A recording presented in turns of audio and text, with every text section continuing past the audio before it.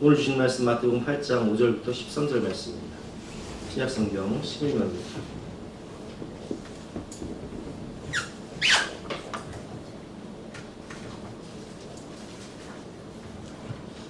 마태복음 8장 5절부터 13절 말씀 한 절씩 교독하실 때 제가 한 절 읽고 여러분들이 한 절 교독하겠습니다. 예수께서 가버나움에 들어가시니 한 백부장이 나와 간구하여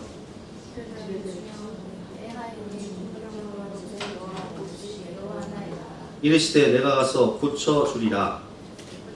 백부장이 대답하였는데 주여 내 집에 들어오시면 나는 감당하지 못하겠사오니 다만 말씀으로만 하옵소서. 그러면 내 하인이 낫겠사옵나이다.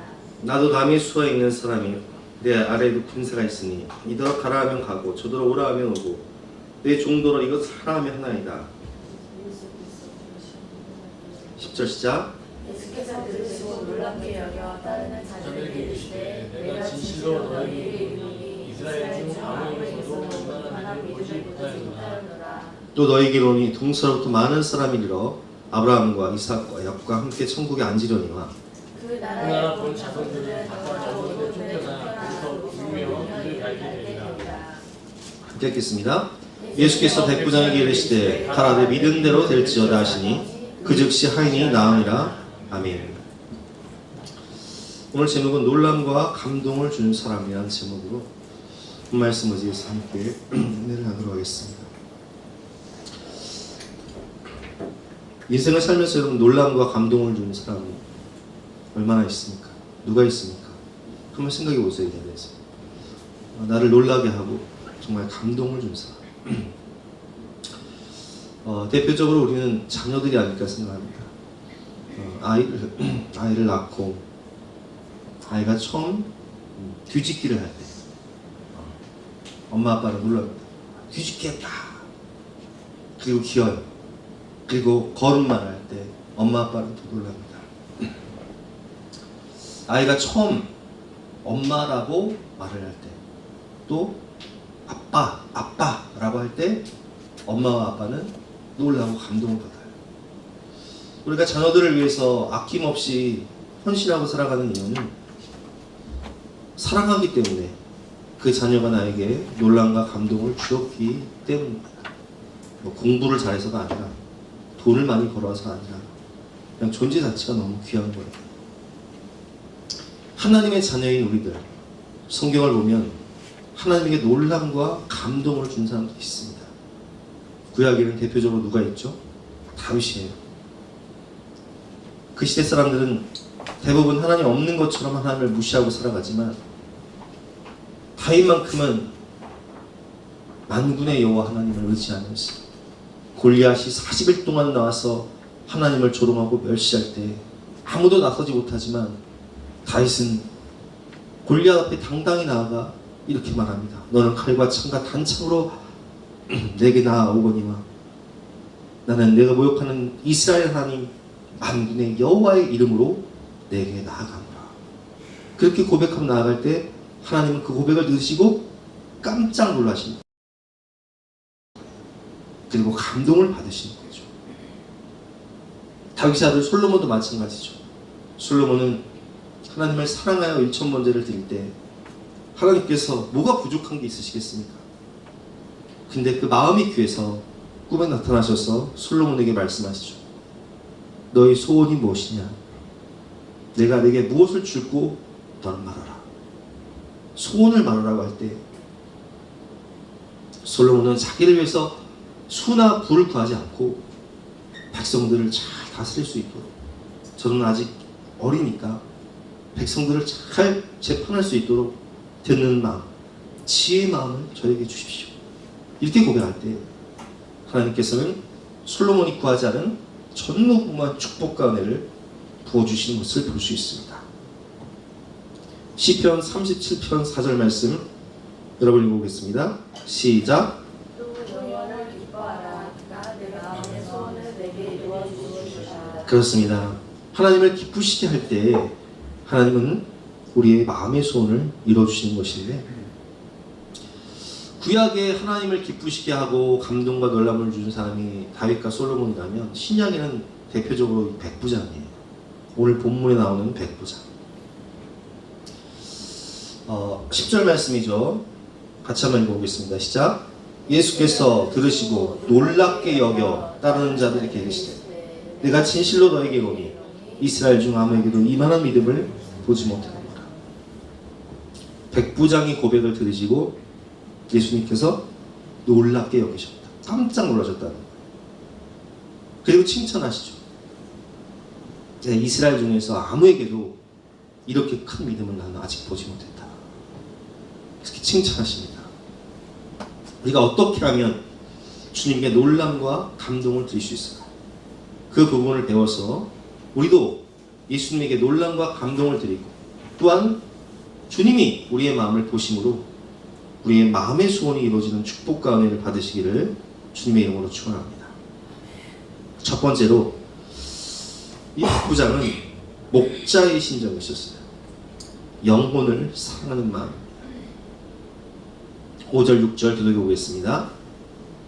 예수께서 가버나움에 들어가시니 한 백부장이 나와 간구하여 이 중풍병으로 집에 들어오시 괴로워하나이다. 아멘.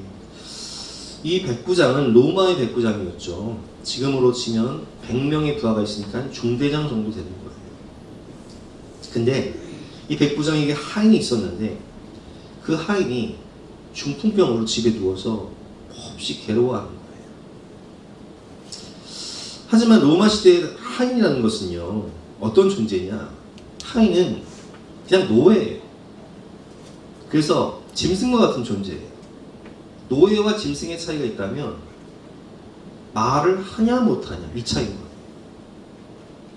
그냥 사고 파는 물건이에요. 죽고 사는 것이 주인의 손에 달려있는 존재고 생명의 가치가 경시되던 그런 시대에 그냥 상품에 불과한 그런 존재예요. 재산 목록 중에 하나일 뿐이죠. 그런데 이 하인이 지금 어떻습니까? 중풍병에 걸렸어요. 중풍병에 걸리면 잘 움직일 수가 없잖아요. 그래서 침상에 누워있어야 돼요. 잘 걷지를 못해요. 혼자 생활할 수 없어요. 남의 도움이 없으면 살아갈 수 없어요. 그렇다면 이 하인이 살아있다면 살아있는 동안 오히려 약값이 더 들어가고 오히려 짐이 되는 거예요.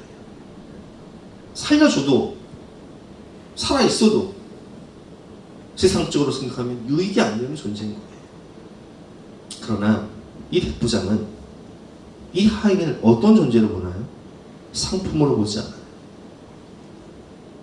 짐승으로 보지 않아요. 돈의 가치나 세상적 가치로 보는 게 아니에요. 어떤 기준으로 보죠? 생명의 가치. 부모가 자녀를 사랑하는 그런 마음으로 보고 있는 거예요. 그 영혼의 괴로움을 멸시하지 않고 그 하인을 고치기 위해 예수님께 찾아와 간구하며 겸손히 엎드립니다. 백부장이 예수님께 찾아와서 간구하며 겸손히 엎드려요. 자녀의 문제 때문에, 가족의 문제 때문에, 혹은 친구 구원 때문이 아니라 누구 때문에? 하인 때문에. 다른 사람들은 멸시하는 하인 때문에, 다른 사람들은 버리려고 하는 하인 때문에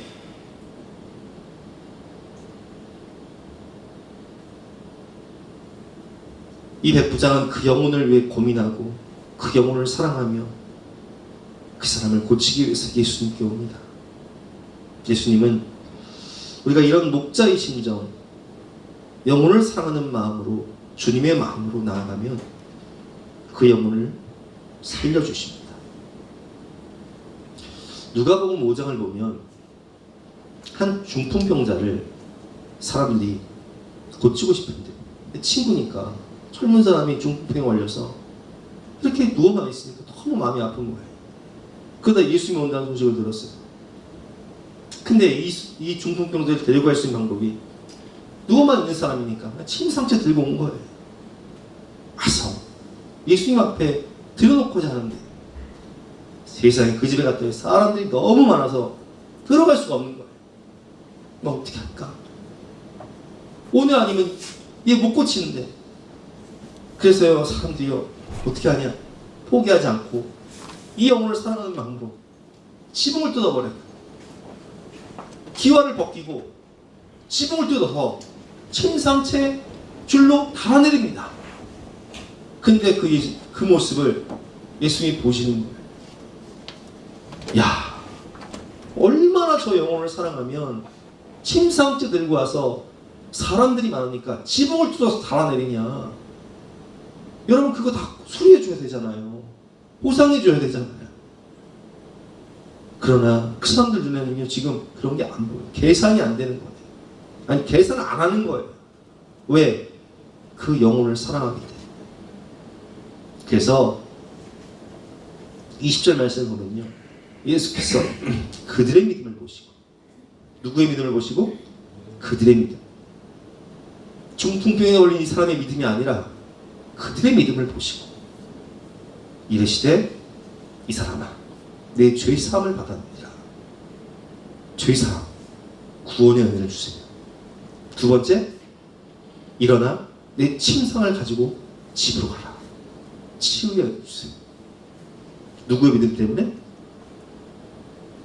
이 중풍병자의 믿음이 아니라 이 사람을 데리고 온 사람의 간절한 사랑, 영혼 사랑의 마음을 보시고.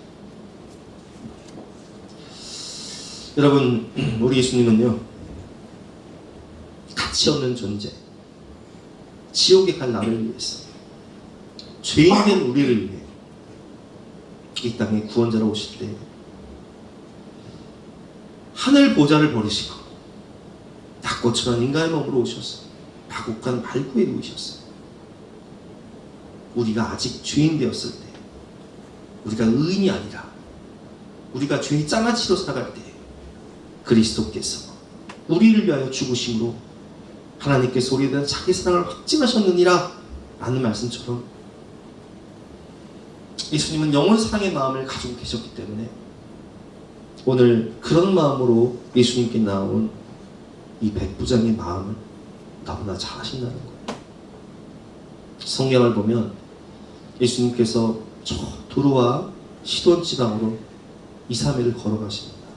지중해 도시거든요.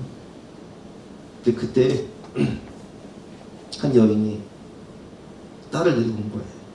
이 딸이 귀신을 들렸어요. 매일 귀신에 시달리는 거예요. 엄마가 이 딸을 고치기 위해서 예수님께 사정을 합니다. 예수님, 내 딸이 지금 귀신에 들려서 고통당하고 있습니다. 예수님, 고쳐주세요. 예수님께서 애몰차게 말씀하세요. 자녀의 떡을 개들에게 던지는 것은 옳지 않다. 너는 이방인이 아니냐. 개 취급하시는 거예요. 그 여인은요 예수님께 이렇게 고백하는 거예요. 주님, 옳습니다. 저는 이방인입니다. 저를 개 취급하셔도 좋습니다. 그러나 개들도 주인의 상에서 떨어지면 부스러기를 먹지 않습니까? 부스러기의 은혜라도 주시옵소서. 이럴 때 예수님께서 그 여인에게 말씀하시죠. 여인아, 내 믿음이 크도다. 내 소원대로 될지어다. 그 시로 그 아이의 귀신이 떠나갑니다. 그럼 예수님께서 두로와 시돈 지방에 가서 하신 일이 무엇이냐? 그 아이 고쳐주러 가신 거예요. 그 여인 때문에 가신 거예요. 그리고 먼 길을 다시 걸어가신 거예요. 한 번은 오늘 본문에도 나오죠. 오늘 마태복음 오늘 8장에도 나오는데 예수님께서 밤새도록 풍랑치는 갈릴리 바다를 건너가세요. 풍랑이 얼마나 심한지 제자들이 막 죽게 된 거예요. 예수님, 우리가 죽게 된 것을 안 돌아보십니까? 예수님께서 일어나서 바람과 파도를 꾸짖으시죠. 예수님은 그 바람이 불어도 파도가 쳐도 너무 피곤하시니까 배에서 주무실 정도로 피곤한 몸을 이끌고 그 먼 길을 왜 가셨을까요? 죽음을 무릅쓰고 왜 가셨을까요? 마태복음 8장 보니까 가다라 지방에 도착하셨어. 무덤가에서 거하는 군대 귀신 집힌 자가 있어요. 군대 귀신에 시달리는 사람이 있어요. 그 사람 고쳐주시기 위해서 가신 거예요. 그 사람은 무덤 가운데 거하며 벗은 몸으로 자기 몸을 행하면서 짐승 같은 삶을 살고 있었는데 그 영혼이 고쳐주러 가신 거예요. 그 가정 회복시키러 가신 거예요. 그리고 다시 돌아오세요. 여러분, 이게 목자의 심정, 이게 예수님 마음이에요. 근데 오늘 보니까 이 마음을 누가 가지고 있어요? 이 백부장이 가지고 있는 거예요. 그 예수님 감동하시는, 이런 마음 흔치 않는데, 이런 사람 흔치 않는데, 하인을 위해서 백부장이라는 사람이 내 앞에 와서 겸손히 무릎을 꿇고, 주님, 내 하인 좀 고쳐주세요. 병들어 고통 가운데 있습니다. 믿음이 없었던 하인입니다. 살 소망 없이 죄와 사망 권세에 매여 괴로움을 당하며 죽지 못해 살고 있었던 중풍병자. 그런데 그 영혼을 사랑해서 그 영혼을 위해서 중보기도 하고 그 영혼을 예수님께 데리고 올 때 주님이 그 영혼을 치유하시고 구원하십니다. 여러분, 오늘 본문의 핵심은요, 백부장의 믿음과 사랑 때문에 하인이 치유받고 회복되었다는 것입니다. 내가 구원받은 걸 생각해 보면요, 나는 어둠 가운데 행하며 죄가 죄인지도 모르고 지옥문을 향해 달려가던 그런 때가 있었어요. 하나님의 마음을 아프게 하고 사망의 길로 가던 그때 나를 위해 누군가 기도했다는 거예요. 그게 누굽니까? 내가 죄 가운데 행하며 어둠 가운데 행할 때 백부장의 마음으로, 예수님의 마음으로 나를 위해 애통하며 눈물로 기도했던 그 사람의 믿음 때문에 지금 나는 이 자리에 나와 예배드릴 수 있는 거예요. 저도 마찬가지죠. 전 모태신앙이잖아요. 어렸을 때 교회 가라고 하면 주일학교 예배 시간에 재미있는 만화 봐요. 그럼 나는 집에서 만화 보고 싶은데 엄마는 가서 예배드리라고 하는 거예요. 그럼 억지로 막 끌려가듯이, 도살장에 끌려가는 소처럼 교회를 가는 거예요. 그때는 그게 싫었어요. 그렇게 교회 가라고 다그치는 엄마가 싫었어요. 그런데 지금 와서 돌아보니까 그것이 진리였고, 그것이 생명이었고, 그것이 참된 사랑이었어요. 내가 어둠 가운데 행하며 죄가 죄인도 모르고 그렇게 방황하며 살아갈 때 어머니는 눈물로 항상 기도하시며 자기 이름을 위하여 의의 길로 인도하여 주시옵소서. 주님의 이름을 위하여, 주님의 영광을 위하여 이 아들을 불쌍히 여겨주시고 의의 길로 인도하여 주시옵소서. 기도하셨던 거예요. 여러분, 내가 구원받은 것은 내 의지와 공로가 아닙니다. 누군가 예수님의 마음으로 말할 수 없는 성령의 탄식으로 가슴을 치며 눈물 흘리며 중보기도 했기 때문입니다. 나를 구원하기 위해 눈물 흘려 기도한 그분의 믿음, 그분이 저처럼 어머니일 수도 있고, 그분이 아내일 수도 있고, 그분이 남편일 수도 있고, 그분이 자녀일 수도 있고, 그분이 친구일 수도 있지만 그 영혼을 사랑하는 마음으로 하나님 앞에 나와 주님 불쌍히 여겨주세요. 이 영혼 고쳐주시고 살려주세요. 눈물로 기도하면 하나님은 그 믿음을 보시고 주님의 사랑, 주님의 마음을 가진 그 영혼의 해통하는 마음을 보시고 그 가정을 구원하시고 그 남편을 구원해 주시고 그 자녀들을 살려주시고 그 아내를 교회를 이끌어주시고 그 친구에게 영원한 생명을 주시는 것입니다. 때로는 우리 할머니처럼 새벽에 자녀들의 이름을 불러 기도하지만 돌아오지 않는 자녀들, 내 기도가 안 이루어진 것처럼 눈 감을 때는 대부분의 자녀들이 예수 믿지 않는 상황 가운데 나는 눈을 감지만 오랜 세월이 지나 내가 천국에 가서 4월이 지나 보니까 자녀들이 다 예수를 믿고 구원받게 되는 거죠.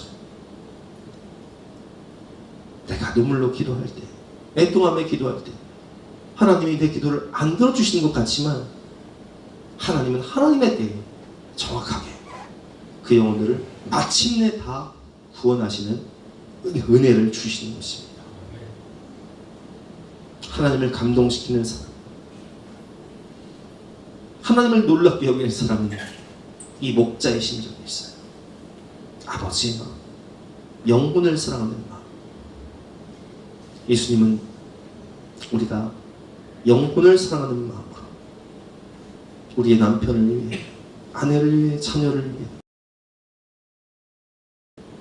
부모를 위해, 형제와 친구들을 위해, 결혼 대상자를 위해 눈물로 기도하며 주님께 나올 때 백부장의 그 믿음을 보시고 놀랐구나, 나는 이런 믿음을 보지 못했다 말씀하시며 마침내 그를 치유하시고 구원하시는 은혜를 베풀어 주시는 것입니다. 이 시간 우리 함께 기도할 때 여러분 오늘 생각나는 사람이 있을 겁니다. 내가 방황할 때 나를 위해 누군가 기도해 주어서 내가 이 자리에 있는 것처럼 오늘도 세상길에 빠져서 어둠 가운데 행하며 이 자리에 있지 않은 우리의 사랑하는 가족들, 친구들, 친척들이 있다면 오늘 주님의 마음으로, 백부장의 마음으로 우리도 함께 기도하도록 하겠습니다.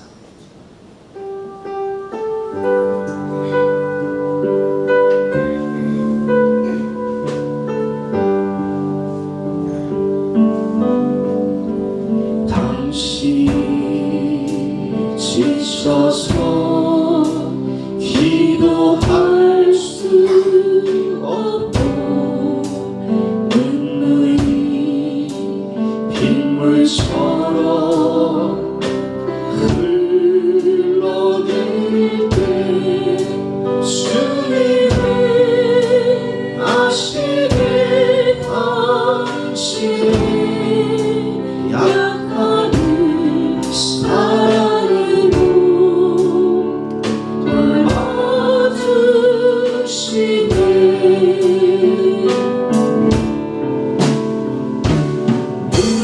누군가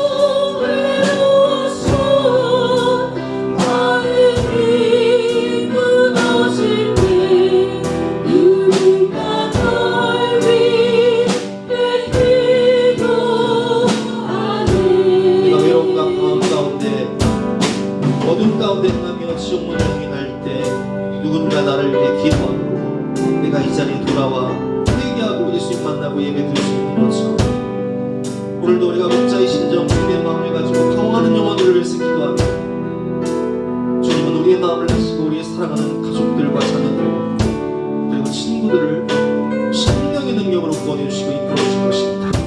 이 시간 생각나는 영혼들을 우리 가슴에 새기고 주님의 이름을 부르고 우리 힘차게 기도하러 가겠습니다. 주여!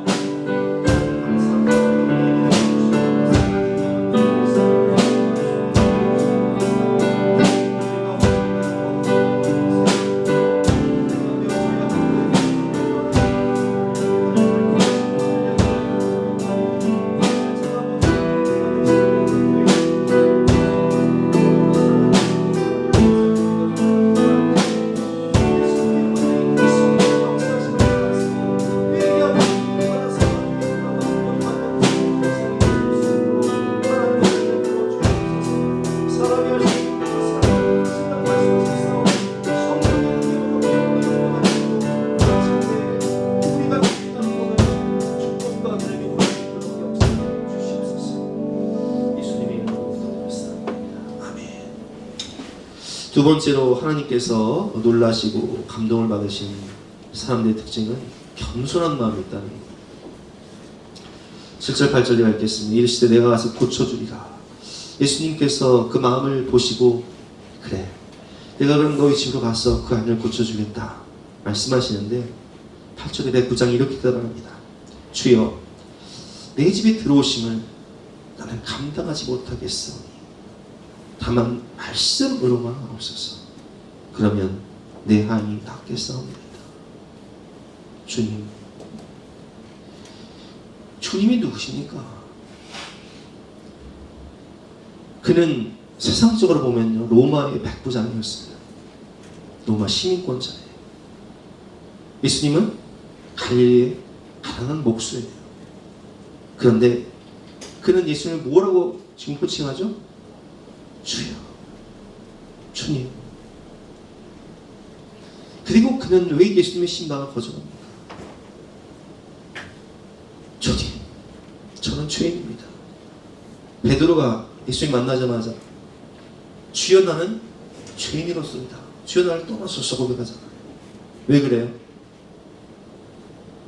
예수님께서 그물을 던져라 할 때 그물이 찢어져서 고기가 잡히는데 그때 깨달은 게 뭐냐? 이야, 우리 예수님은 갈릴리 바다를 꿰뚫고 보시는 것처럼 내 시커먼 속을 다 꿰뚫고 보시는구나. 이게 깨달아지는 거예요. 예수님이 하나님이신 게 느껴지는 거예요. 그러니까 이 백부장도요. 하나님이신 예수님이 내 집에 들어오시는 것을 나는 감당하지 못하겠습니다. 다른 죄인 중에 괴수 같은 사람인데 어찌 내 집에 오시겠다고 하십니까? 나는 아무것도 아닌 존재인데 어찌 내 집에 오시겠다고 하십니까? 나는 감당하지 못하겠습니다. 그저 말씀만 하시옵소서. 납작 엎드리는 거예요. 나는 아무것도 아니라는 거예요. 나는 죄인 중에 괴수라는 거예요. 주님은요 겸손한 사람에게 은혜를 베풀어 주시는 거예요. 야고보서 4장 6절 시작. 그러나 더 큰 은혜를 주시다니 그러므로 일렀을 때 하나님이 교만한 자를 물리치시고 겸손한 자에게 은혜를 주신다 합니다. 여러분과 예수님 영접하여 구원받는 게요 겸손 없으면 안 돼요. 나는 죄인입니다. 나는 아무것도 아닙니다. 내 힘으로는 천국 갈 소망이 아예 없는 나는 죄인 중에 괴수일 뿐입니다. 나는 그래서 예수님이 필요합니다. 예수님의 은혜 아니면 주님의 사랑 아니면 나는 천국에 갈 수 없습니다. 이렇게 겸손한 마음으로 은혜를 구할 때 달아 내 믿음대로 될지어다. 아들아 내가 오늘 구원 받았느니라 말씀하시는 거예요. 그리고 또한 하나님은 겸손한 자를 덮여주시는 거예요. 겸손은 존귀의 앞잡이니라. 잠언 18장 12절 말씀. 사람의 마음의 교만은 멸망의 선봉, 겸손은 존귀의 길잡이입니다. 여러분, 구원받지 못한 사람들은요, 다 하나님 없는 것처럼 살아요. 교만해서 하나님이 어딨냐고 내가 왕이지, 내 맘대로 살아야지. 교만은 멸망의 선봉이요, 지옥 가는 지름길이에요. 그러나 겸손은 존귀의 길잡이, 겸손은 천국으로 가는 지혜고 능력인 거예요. 빌립보서 2장 5절 말씀, 너희 안에 이 마음을 품으라. 곧 그리스도 예수의 마음이니. 예수님은 겸손한 마음을 가지고 오셨어요. 그래서 그는 근본 하나님의 본체시나 하나님과 동등됨을 취할 것으로 여기지 아니하시고 오히려 자기를 비워 종의 형체를 가지사 사람들과 같이 되셨고 죽기까지 십자가에서 복종하심으로, 순종하심으로, 겸손히 십자가를 지심으로 하나님이 그를 지극히 높여주십니다. 하나님은 겸손한 그 사람을 지극히 높여주십니다. 그래서요, 이 겸손한 백부장이요, 오늘 성경에 기록이 돼요. 마태복음에도 기록이 돼요. 누가복음에도 기록이 돼요.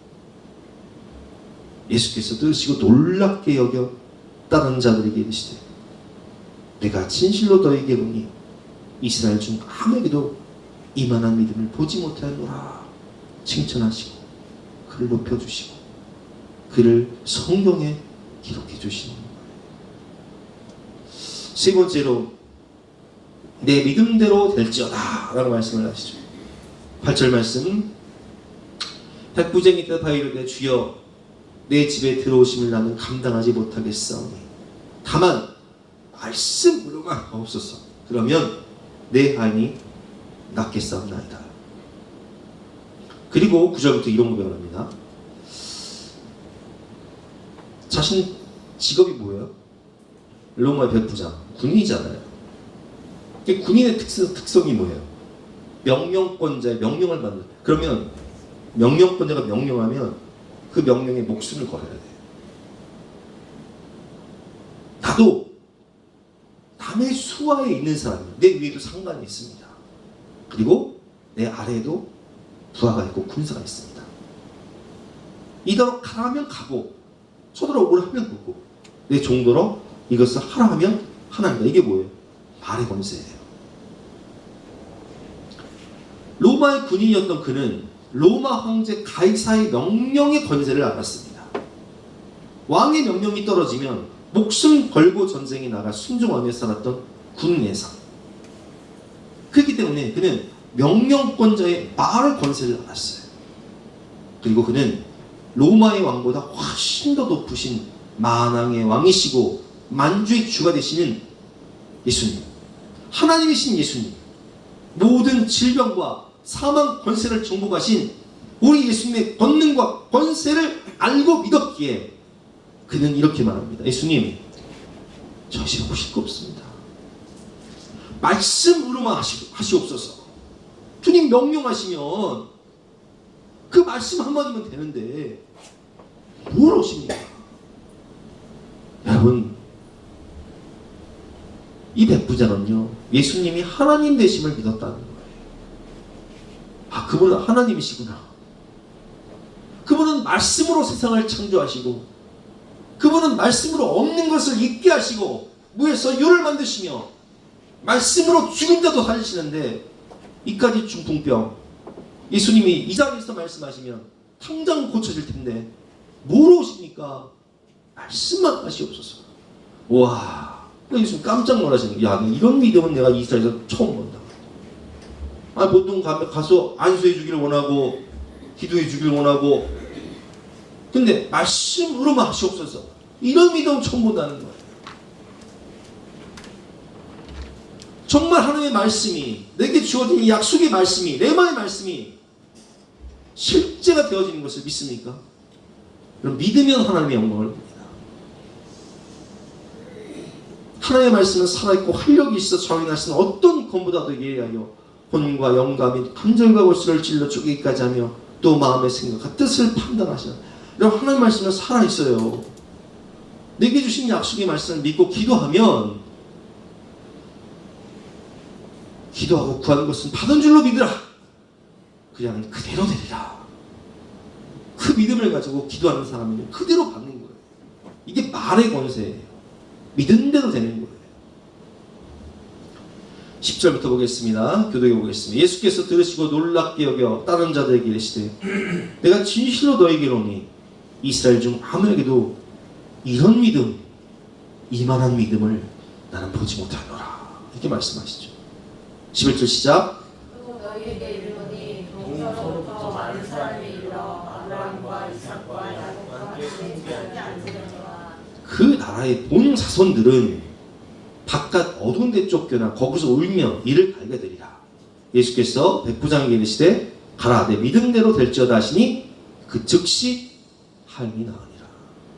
그 즉시, 그 시간에, 예수 명령하신 그 시간에 하인이 나으니라. 근데 12절 말씀에 보면 어떤 말씀이 있죠? 그 나라의 본 자손들은 바깥 어두운 데 쫓겨나 거기서 울며 이를 갈게 되리라. 그럼 이 믿음이요 쉬운 게 아니에요. 잘 생각해 보세요. 본 자손들은 쫓겨나 이를 갈게 되리라. 자, 이스라엘 백성들이 왜 광야에서 40년 다 죽어요? 여호수아 갈렙 빼고 다 죽잖아요. 그러면 그때 왜 죽냐? 믿음이 없어서예요. 믿음이, 아니, 그들은 그 60만 3,550명이 나올 때 뭘 봤어요? 애굽의 10가지 재앙을 봤어요? 못 봤어요? 봤어요. 애굽의 군대가 막 군대 병거를 타고 쫓아오는데 세계 최강의 애굽의 군대를 막 뒤에 쫓아오는데 앞에는 홍해, 뒤에는 군대. 어찌할 수 없을 때 하나님의 홍해를 쫙 열어주셔가지고 바다가 갈라지는 것을 마른 땅으로 경험하고 그 군대가 하나님의 능력으로 수장되는 것을 봤어요? 못 봤어요? 봤어요. 광야의 구름 기둥을 매일 봤어요. 불 기둥 매일 봤어요. 만나 매출 매일 먹었어요. 반석임을 매일 마셨어요. 근데 믿음이 있어요? 없어요? 믿음이 없어요. 이 놀랍죠? 그게 인간이에요, 여러분. 우리가 이런 얘기 하잖아요. 왜 누구 믿음이 없냐? 나 평생 하나님을 체험한 그 믿음이, 그 경험이 그렇게 많으면서도 가나안 땅 다 가데스 바네아에서 가나안 땅 정탐하기 위해서 정복하기 딱 서니까 믿음 다 팔아먹어버려. 하나님보다 문제가 더 크게 보여. 우리는 메뚜기에 불과하다. 하나님을 죽이시려고 데려온 거냐? 한 장관에서 애굽으로 돌아가자. 믿음이 없어 망해요. 그래서 예수님께서는 뭐라고 말씀하세요? 본 자손들은 다 쫓겨날 것이다. 이 믿음 쉽지가 않다. 이렇게 말씀하시는 거예요. 60만 3,550명 중에 2명 가나안 땅 들어가지 않습니다. 여러분, 구원은 혈통이 아니에요. 여호수아를 보면 유대 지파, 명문가, 그 아가는 죽지 않습니까? 근데 라합은 이방인이었어요. 근데 뭐가 있었어요? 믿음이 있었어요. 어떤 믿음? 상처나지 하나님. 역사의 주관자가 되시고 만왕의 왕이 되신 하나님을 믿었다. 그분이 이 땅을 정복할 것을 믿고 올인해버렸어요. 구원의 혈통이 아니에요. 4대째, 5대째 집안이라고 해서 내가 목사, 장로의 딸이라고 아들이라고 해서 구원받는 게 아니에요. 구원은 하나님의 은혜가 있어야 돼요. 믿어지는 것도 은혜입니다. 구원은 하나님의 선물이고 은혜예요. 믿음도 은혜예요. 오늘 본문의 백부장은 유대인이 아닌 이방인이었지만 오직 은혜로, 오직 믿음으로 그는 구원을 받습니다. 그리고 믿음으로 하인을 구원해냅니다. 로마서 1장 16절 말씀. 내가 복음을 부끄러워하지 아니하노니 이 복음은 모든 믿는 자에게 구원을 주시는 하나님의 능력이 됩니다. 먼저는 유대인에게요, 그리고 헬라인에게로. 복음에는 하나님의 입에 나타나서 믿음으로 믿음에 이르게 하나니 기록된 바 오직 의인은 믿음으로 말미암아 살리라 함과 받으리라. 아멘.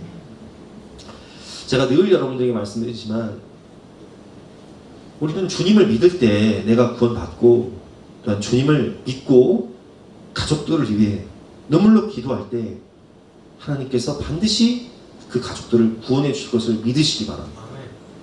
사도행전 16장 31절 시작. 이르되 주 예수를 믿으라. 그리하면 너와 내 집이 구원을 받으리라. 이 말씀은 제가 그냥 드린 말씀이 아니라 제가 체험하고 간증한 이야기니까 주 예수를 믿으라. 저는 예수님이 반드시 우리 가정을 구원해 줄 것을 믿습니다. 우리 부모님, 우리 사랑하는 형제들, 우리 사랑하는 자녀들, 조카들, 우리 사랑하는 친척들 반드시 구원해 줄 것을 믿습니다. 이렇게 기도할 때 하나님께서 정말 구원해 주셨거든요. 체험했거든요. 이 통으로 믿어야 되는 거예요. 나만 구원받는 게 아니라 내가 눈물로 기도할 때, 믿음으로 기도할 때 기도하고 구한 것은 받은 줄로 믿으라. 그리하면 그대로 되리라. 오직 믿음으로 구하고 조금도 의심하지 말라. 의심한 자는 마치 바람에 밀려 유동한 바다물결 같아서 이런 사람은 죽게 없기를 생각하지 말아라. 라는 말씀처럼 믿음으로 구해야 되는 거예요. 주님을 감동하게 하고 놀랍게 하는 자에게 주시는 축복이 있습니다. 본문 13절 말씀이죠. 시작. 예수께서 백부장에게 이르시되 가라.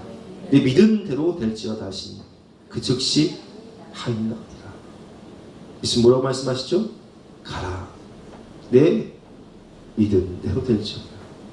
내 믿음만큼 될 것이다.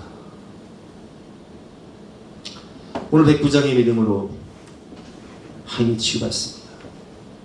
혈루병에 있는 옷장만 만지면 낫겠다는 믿음으로 치유와 구원을 받고, 가난한 여인도 개칙을 받으면서도 포기하지 않는 믿음으로 다리 치유받는 은혜를 경험하게 됩니다. 우리가 믿은 대로 믿은 만큼 역사해 주시는 주님. 요 근래 비가 많이 왔죠. 근데 저 화단에, 우리 교회도 화단에 그릇이 몇 개 있었어요. 바켓스, 다라. 보면 다 찼죠. 비가 엄청 왔어요. 그렇죠? 하늘에서 비가 아무리 많이 내려도 그릇이 커야 그릇만큼 받는 거예요. 그거 아세요? 하나님의 은혜에 복된 장막에는요, 날마다 내려. 근데 내 믿음의 그릇이 얼마만큼 크냐에 따라서 종지만 하면 종지만큼 받는 거고, 요 바켓스만 하면 바켓스만큼 받는 거고, 저 고무다라면 고무다라만큼 받는 거고, 김장할 때 쓰는 큰 다라 있어요. 그거 내가 일부러 엎어놓은 게 물이 하도 많이 생기면 모기가 생겨가지고 내가 그거 엎어놨어요. 큰 다라만큼 받으면요, 그만큼 차고 넘치는 거예요. 이게 믿음의 그릇이에요. 여러분, 믿은 대로 믿음만큼 되는 것입니다. 좀 믿음의 그릇을 넓혀보세요. 내 믿음의 그릇이 작습니까? 그럼 제가 알려드릴게요. 하나님, 저 믿음의 그릇이 종지만 하니까요, 저 깨트려버려요.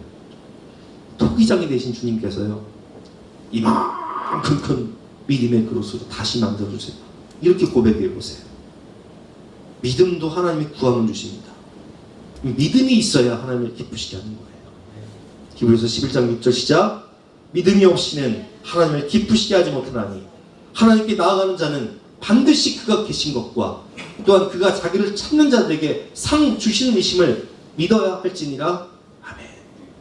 오늘 본문의 백부장처럼 주님을 감동시키고 주님을 놀라게 하는 큰 믿음을 소유하여 믿은 대로 축복과 은혜를 받는 저와 여러분 되시기를 주님의 이름으로 축원합니다.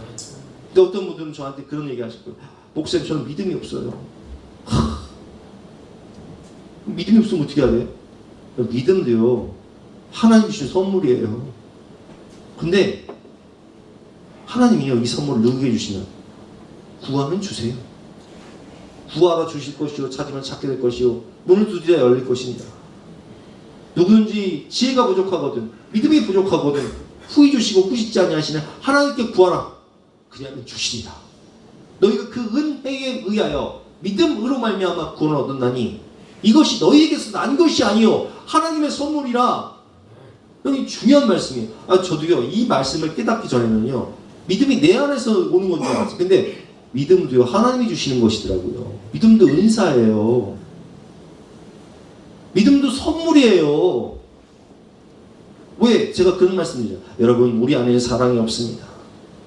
내 안에 없는 사랑을 쥐어짜려고 하지 마시고 위로부터 내려오는 하나님의 사랑, 그 폭포수와 같은 은혜의 상마비를 받아서 그 받은 사랑을 흘려보내십시오. 그런 말씀 많이 들었죠. 사랑만 그런 게 아니에요. 믿음도 똑같아요. 믿음도 은사요. 믿음도 위로부터 부어주셔야 돼. 믿음도 선물이에요. 믿음도 구하면 주십니다.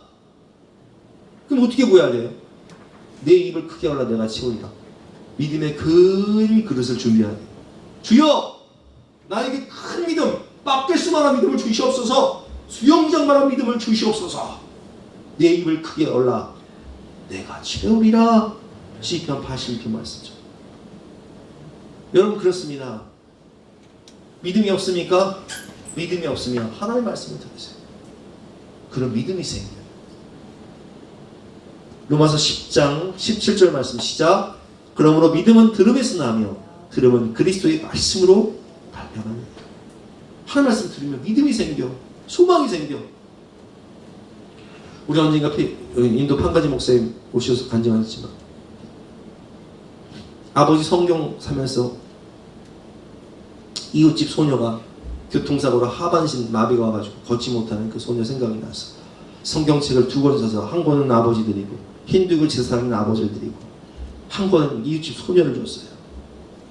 근데 이웃집 소녀가 성경을 읽다 보니까 뭐 앉아서 할 일이 없으니까 성경을 읽다 보니까 예수님이 죽은 자도 살리고 중풍병도 고쳐주시고 안진뱅이도 치유하시고 소경 보게 하시고 뭐 불가능이 없으셔. 그럼 나도 예수 이름으로 일어나야겠다. 걷지 못하던 그 소녀가 예수 이름으로 걸어버려. 근데 그걸 누가 봐요? 힌두교 제사장도 아버지가 봐요. 깜짝 놀라는 거예요. 그리고 그때부터 성경 읽기 시작했다고 하시잖아요. 그게 말씀의 능력이에요. 하나님의 말씀은 살았고 운동력이 있어. 말씀을 읽다 보면 용기가 생겨요. 소망이 생겨요. 나는 부족하고 나는 연약하지만 내 안에 주님이 하시겠구나. 일어나 걸어라. 내가 새 힘을 주리니 일어나 걸어라. 내 너를 도우리. 말씀을 읽으면 믿음이 생겨요. 용기가 생겨요. 소망이 생겨요. 그 믿음도 하나님 주시는 거예요. 말씀 읽고 기도하세요. 그럼 큰 믿음 주세요. 믿음의 주요 온전하게 하시는 이 예수를 바라보자. 여러분 세상을 보고 나를 보면요 자꾸 초라해져요. 닥신 충만 한숨밖에 안 나와요. 그러나 주님을 바라보면 믿음이 생기고 용기가 생깁니다. 담대해집니다. 믿음의 주요 온전히 하시는 주님을 바라보면 거룩해지고 온전해지는 거예요. 자꾸 주님 바라봐야 돼요. 그 말씀 바라봐야 돼요. 큰 믿음을 주시옵소서. 이 믿음을 구할 때 하나님께서 우리 마음의 중심을 보시고 내가 너에게 큰 믿음을 주시라. 하나님을 감동시키고 하나님을 놀라게 하는 큰 믿음을 주시고 축복과 은혜를 주시는 은혜를 체험하시는 저와 여러분 되시길 주님의 이름으로 축원합니다. 우리 함께 말씀 앞에서 찬양하고 기도하는 시간 갖겠습니다.